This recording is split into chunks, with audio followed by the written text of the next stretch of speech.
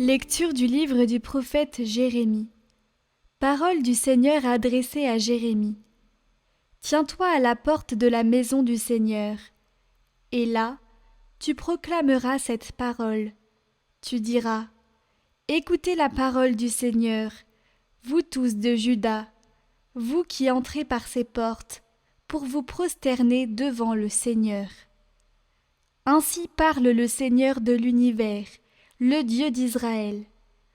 Rendez meilleurs vos chemins et vos actes, je vous ferai demeurer dans ce lieu.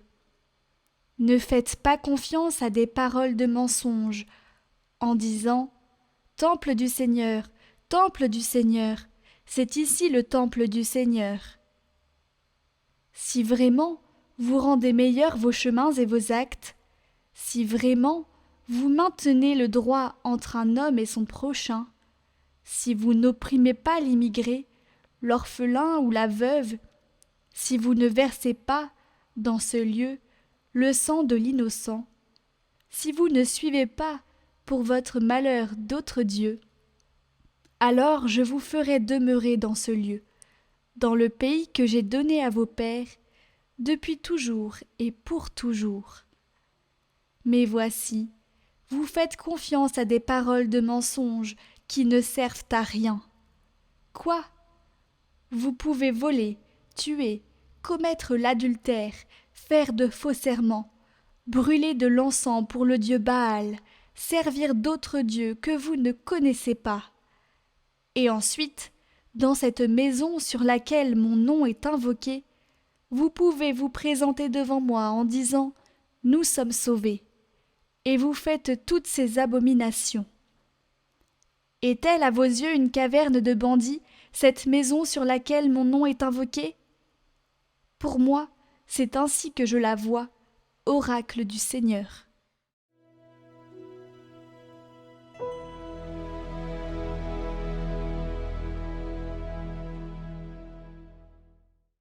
De quel amour sont aimées tes demeures, Seigneur, Dieu de l'univers. Mon âme s'épuise à désirer les parvis du Seigneur. Mon cœur et ma chair sont un cri vers le Dieu vivant. L'oiseau lui-même s'est trouvé une maison, et l'hirondelle un nid pour abriter sa couvée. Tes autels, Seigneur de l'univers, mon roi et mon Dieu. Heureux les habitants de ta maison, ils pourront te chanter encore. Heureux les hommes dont tu es la force, des chemins s'ouvrent dans leur cœur. Oui, un jour dans tes parvis en vaut plus que 1000. J'ai choisi de me tenir sur le seuil de la maison de mon Dieu, plutôt que d'habiter parmi les infidèles.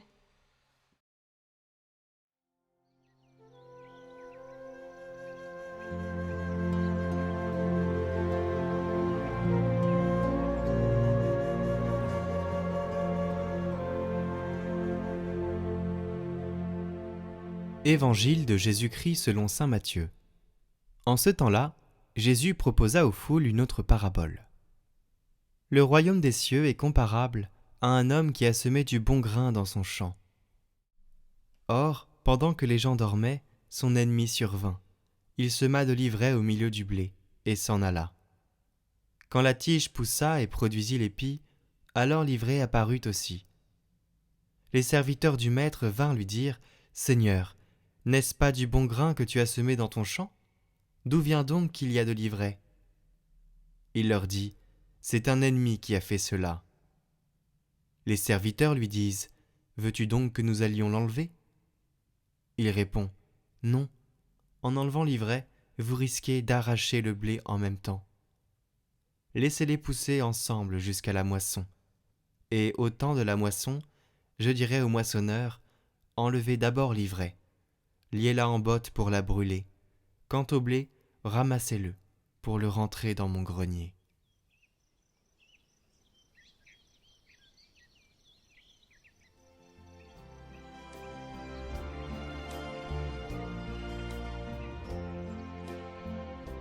La vie chrétienne consiste à demeurer en moi. Demeurer.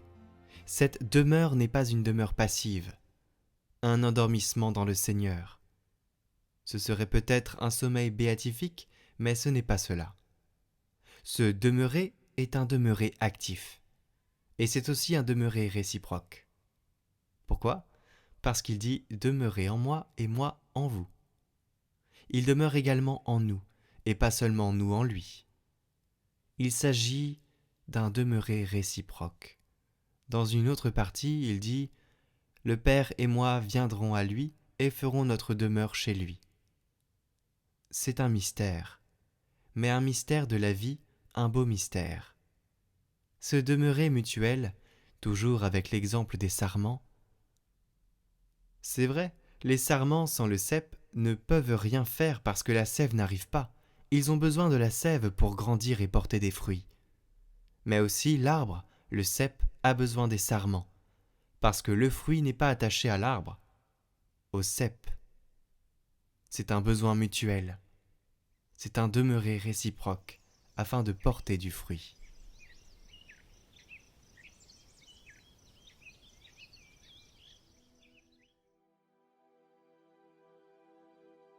Les 15 oraisons de Sainte Brigitte de Suède. Les promesses de notre Seigneur pour la récitation des 15 oraisons.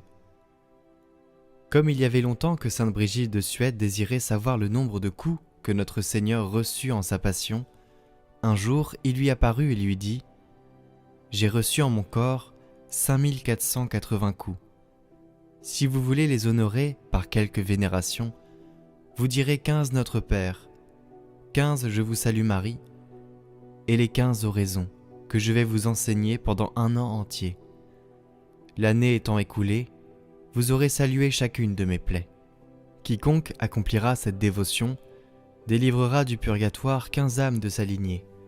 15 justes de sa même lignée seront confirmés en grâce et 15 pécheurs de sa même lignée seront convertis.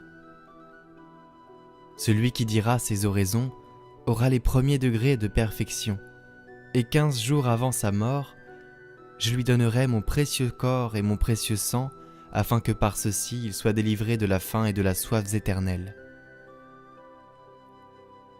15 jours avant sa mort, il aura une amère contrition de tous ses péchés, et une parfaite connaissance de ceux-ci.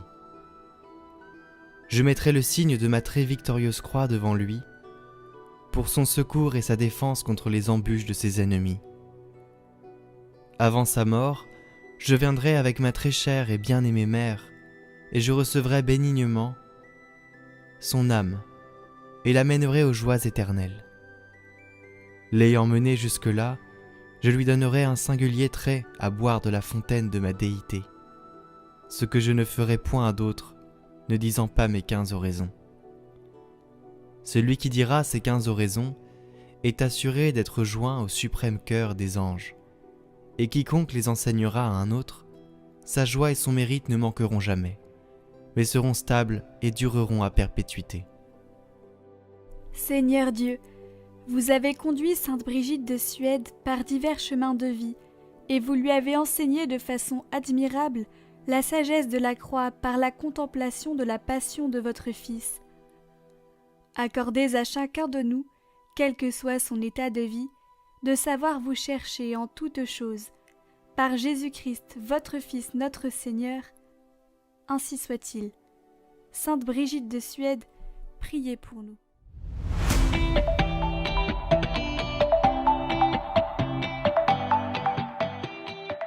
Bonjour à tous, alors comme promis, voici aujourd'hui mon témoignage de conversion qui sera peut-être un peu fouillis. Alors j'ai du tout t'écrire, je sais pas si ça va m'aider, on verra.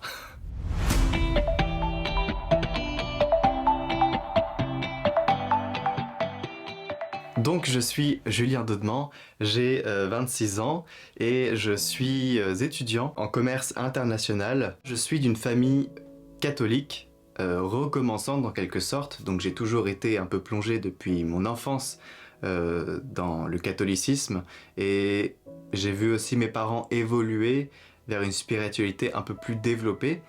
Parce que forcément on était du coup un peu tous des recommençants au même moment et donc du coup on a évolué un peu avec eux. Moi avant ma vraie conversion, j'étais dans le monde catholique mais je pratiquais pas vraiment. De toute façon, je comprenais pas vraiment ce qui se passait à la messe, et la messe pour moi c'était 200 bâillements en 1 heure, et je m'ennuyais beaucoup, je savais qu'il y avait un peu de sacré, mais ça me convoquait pas plus que ça.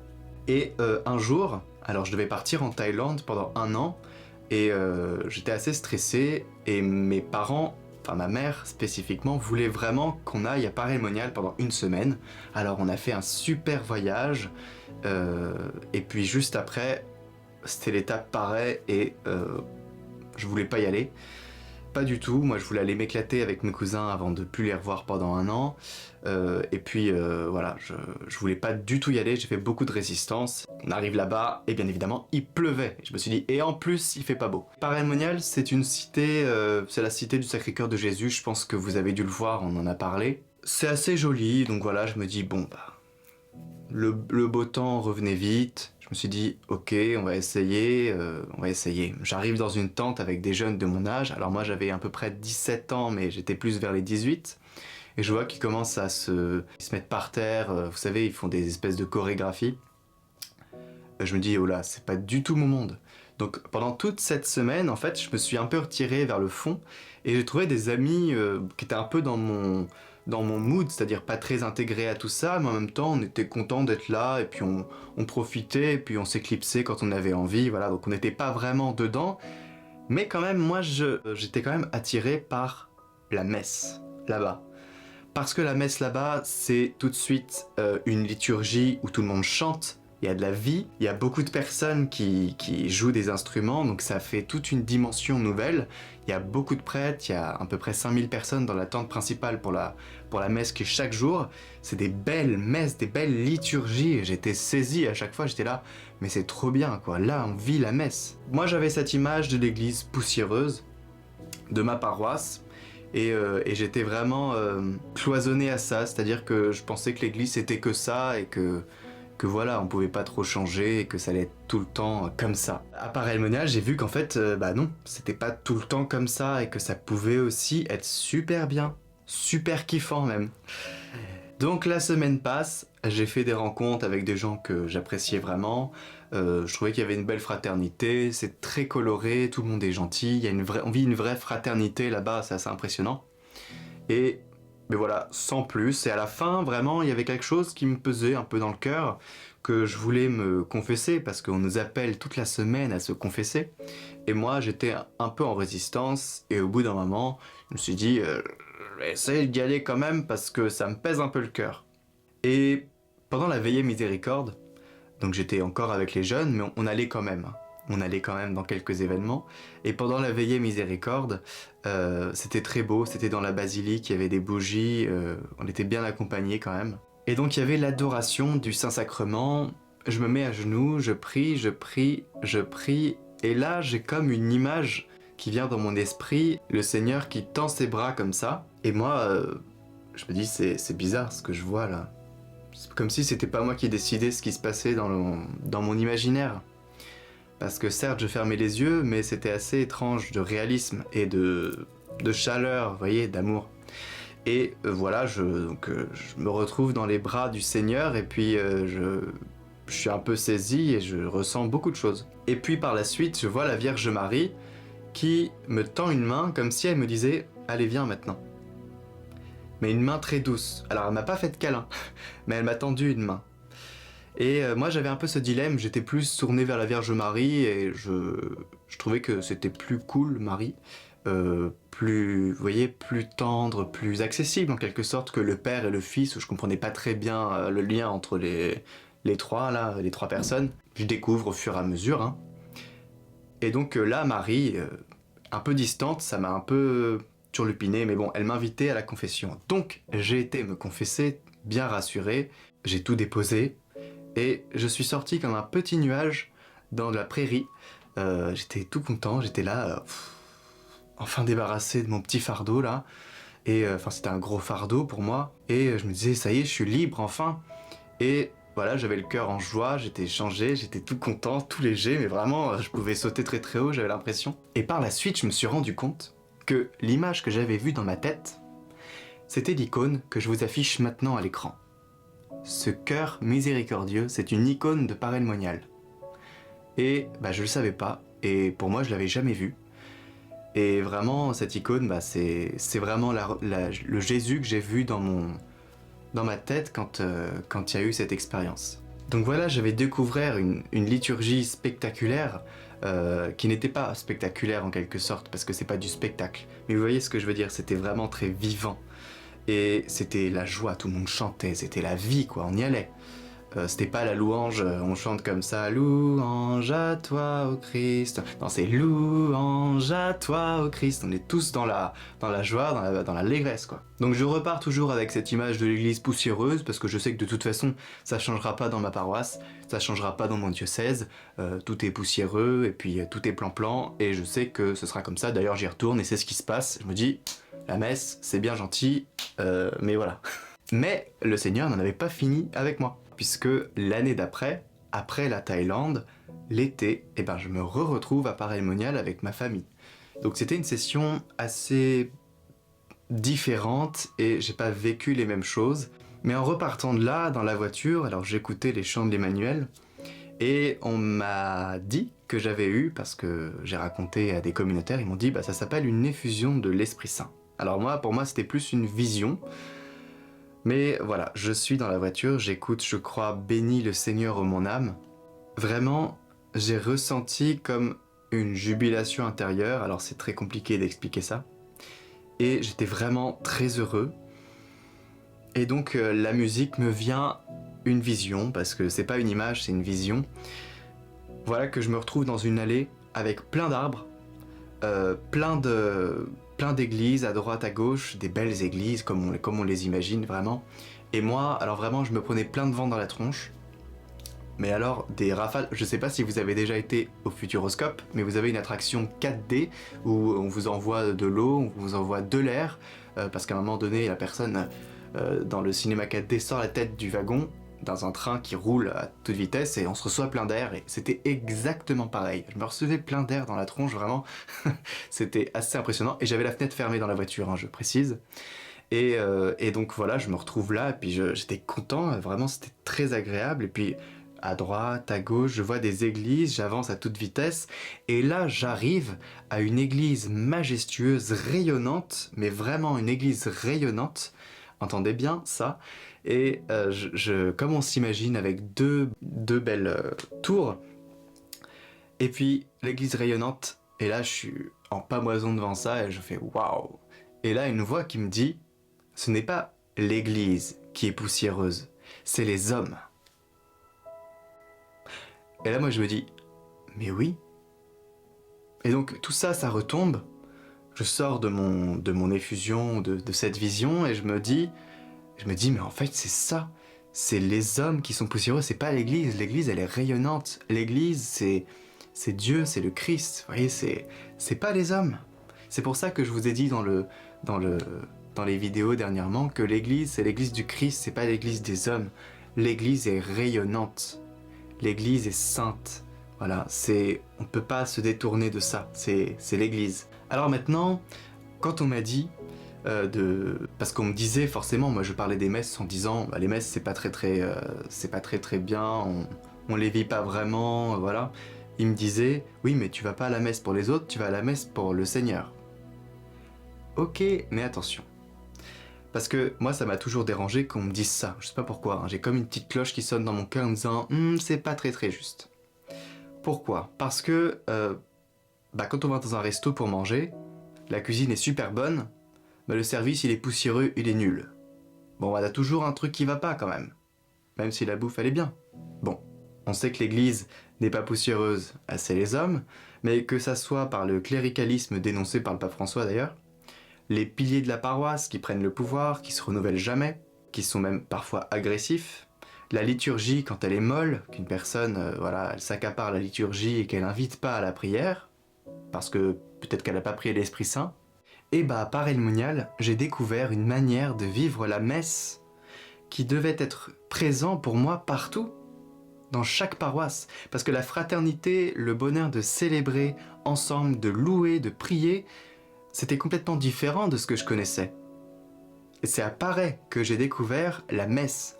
Là où on célèbre le Christ, où on vient à sa table pour recevoir la nourriture spirituelle, et ça passe par toute la liturgie, tout le déroulement de la liturgie. C'est là que je l'ai compris. Et donc pour moi, il n'y avait qu'une chose à faire, c'était de dépoussiérer l'église. Il se trouve que suite apparaît, l'idée de l'église étant à dépoussiérer, j'avais une soif d'évangélisation. J'ai eu ma confirmation et on nous avait dit qu'il fallait faire une mission. Voilà, d'1 an à peu près. C'était un conseil un peu général qu'on disait, c'était pas obligatoire, mais bon. Et moi, je me suis dit, mais quand on découvre le Christ, on n'a qu'une envie, c'est de le partager. Donc cette soif, elle est venue petit à petit. Elle s'est nourrie progressivement. Donc pour moi, c'était plus un devoir, un devoir de sauver les âmes. Et j'en parle beaucoup. Parce que quand une âme est perdue, elle est perdue pour toujours. Et je savais que Dieu était triste à chaque âme perdue. Et moi aussi. Et que notre quête ultime sur cette terre, c'est de sauver les âmes. La sienne, mais celle des autres aussi. Et je sais plus comment vraiment cette certitude m'a rejoint, mais je la prends maintenant comme un axiome dans ma vie, vraiment. C'est quelque chose qui me guide profondément. Et je trouve ça touchant, c'est-à-dire que quand vous regardez une personne avant la conversion, et après, elle a changé, elle est plus heureuse, elle est vivante, elle est libre. J'ai une petite particularité, c'est-à-dire que j'arrive à percevoir un peu l'état des personnes quand je les regarde dans les yeux, et je vois que les personnes qui ont eu cette conversion, du cœur, leur regard a changé, ils sont tournés vers la vie. Il n'y a plus la mort dans les yeux, il y a la vie. Et ça va plus vers le faux, vers le... Vous voyez, tout ce qui est un peu étrange, qui est pas certain, qui est un peu tordu, mais ça va vers la vie. Il y a plus toute cette partie noire, je dirais. Ça disparaît. Et pour moi, c'est ça la conversion du cœur. Alors, comment je me suis lancé dans l'évangélisation ? Alors, je suis quelqu'un d'assez pragmatique. Alors, j'étais toujours en train de voir là où il y avait un manque et une opportunité d'évangélisation, c'est-à-dire où le service n'existait pas. J'avais aussi le désir de toucher le plus de personnes possible. Et donc en été 2015, j'ai commencé à poster les chants de l'Emmanuel sur YouTube parce que j'ai vu qu'il n'y avait aucune chaîne officielle et que tout ce qu'il y avait, c'était des vieux visuels qui faisaient pas rayonner l'église. Donc j'ai commencé à poster les musiques de l'Emmanuel sur YouTube. Donc la chaîne s'appelait Catoglade.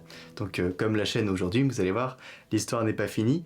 Et donc Catoglade, ça veut dire Cato, joyeux, Cato content, glad en anglais, content, joyeux, heureux, tout simplement.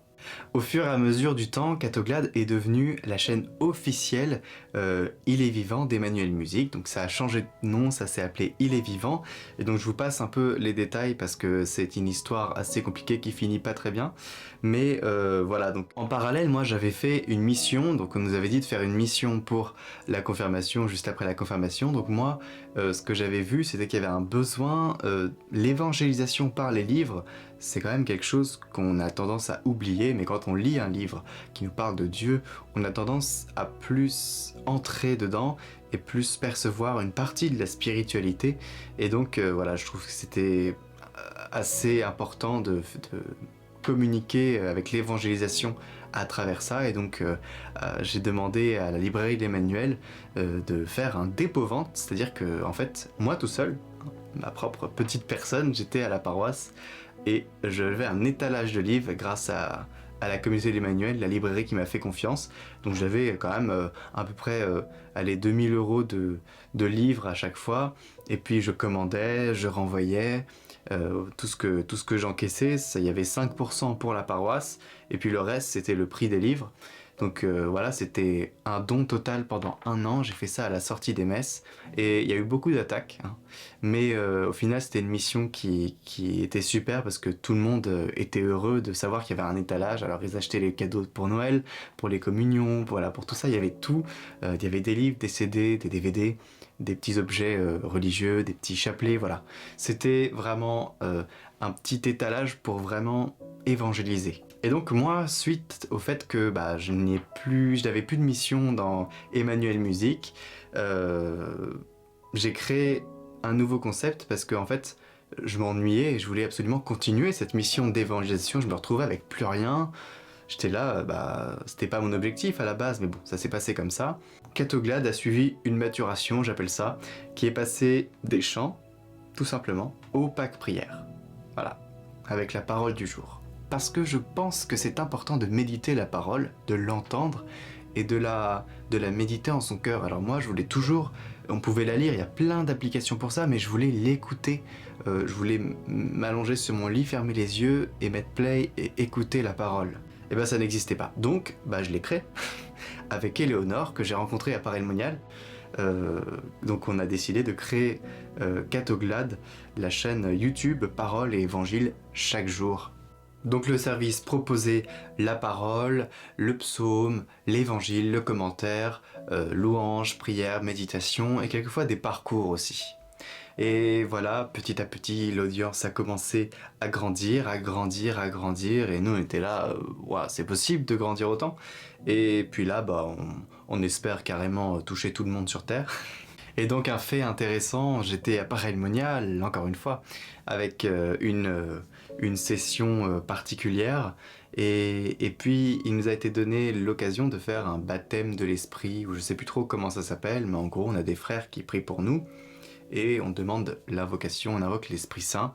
Moi j'avais déjà Catoglade, donc la prière se fait, on prie, ils me disent des paroles, il y a rien vraiment qui me touche, et puis tout à coup il y a une personne qui dit je ressens comme s'il y avait des petites lumières qui passaient par toi, et plein de petites lumières qui se dirigeaient vers le ciel.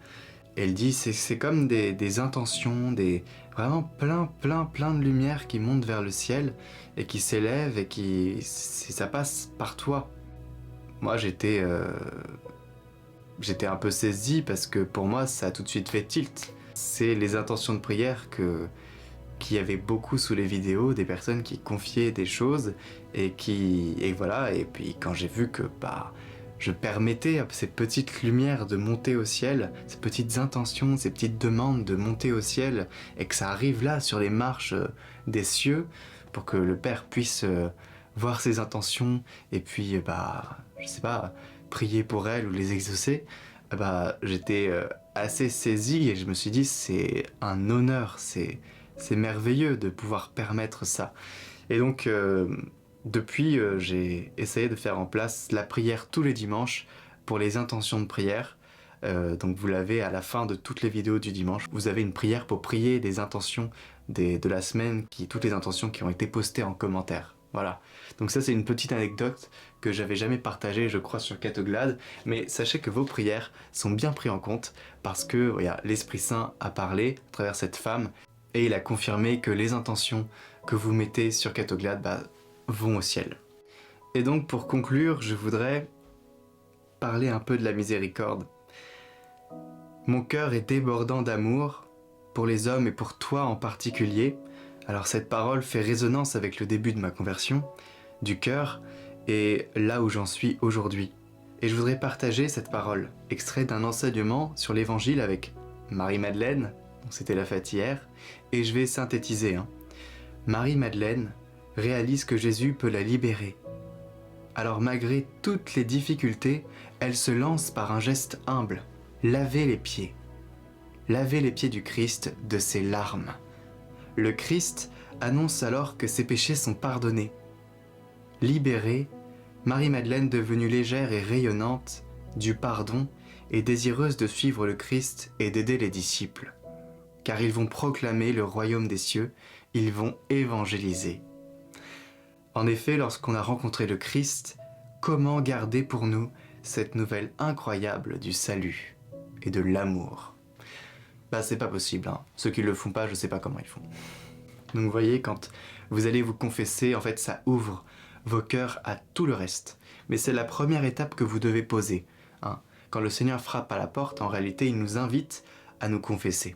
Et à partir de la confession, tout s'ouvre. Ça peut prendre quelques mois, quelques années, mais vraiment c'est à partir de là, à partir du moment où on a fait cette démarche d'ouvrir nos cœurs au Seigneur en lui disant qu'on regrette ce qu'on a fait de mal. Parce qu'il ne peut pas entrer en nous si on ne regrette pas ce qu'on a fait de mal. Et ma conversion, moi, c'est à partir de ce moment-là que ça s'est débloqué. C'est ça. C'est cette icône miséricordieuse avec les mains qui m'invite à poser mon premier acte de foi, d'aller vers le Christ. Cette confession pour vivre plus près de Jésus. Et par cet amour particulier qu'il veut donner à chacun de nous, eh bien, il nous invite à annoncer la bonne nouvelle autour de nous. Car c'est notre mission, à nous, tous les catholiques, celle de l'annonce de l'Évangile. Alors, pour continuer cette mission, eh bien, je me confie à vos prières pour toujours être guidé par l'Esprit.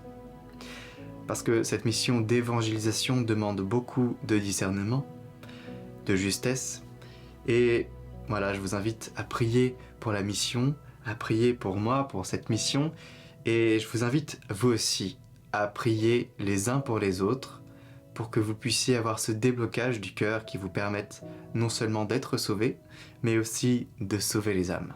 Voilà pour ce petit témoignage qui était peut-être un peu long, mais il y avait besoin de dire toutes ces choses. J'aurais encore d'autres choses à dire, bien évidemment, mais j'ai essayé de rassembler sur la colonne vertébrale de la création de Catoglade parce que notre petit parcours parle vraiment de l'évangélisation. Donc mon témoignage était aussi là pour vous inviter vous aussi à témoigner parce que vous savez que les témoignages ouvrent le cœur des autres personnes. Ça permet aussi que d'autres personnes aillent se confesser, aillent poser un acte de foi. Voilà, ça ouvre le cœur des autres personnes parce que toute histoire est différente. Vous voyez qu'on a différents charismes parce que nous sommes différents. Eh bien, vous voyez les témoignages, c'est pareil. Il y a des profils différents et certains touchent plus le cœur de certaines personnes que d'autres. Donc je vous invite à témoigner. Et je vous souhaite une très belle journée et à demain pour la dernière vidéo.